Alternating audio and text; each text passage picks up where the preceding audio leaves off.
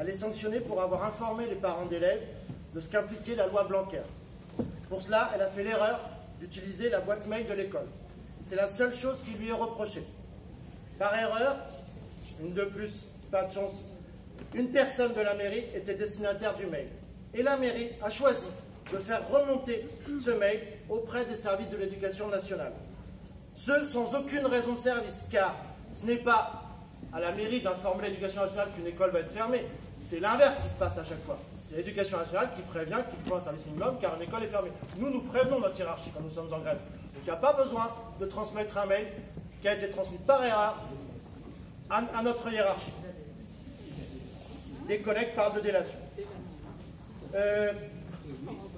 La mairie se trouve donc à l'origine de la procédure à l'encontre d'Émilie. Cette procédure a conduit à un blâme et, en plus, à une obligation de mutation, ce qui signifie pour elle un risque de perte financière importante, perte de la prime de direction et de la prime de REP+. Décision soi-disant dans l'intérêt du service,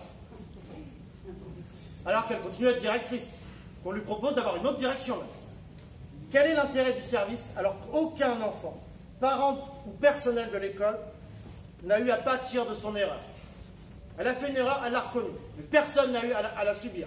Un blâme, pourquoi pas? On lui rappelle à l'ordre, ne pas se servir de la boîte de l'école pour ça.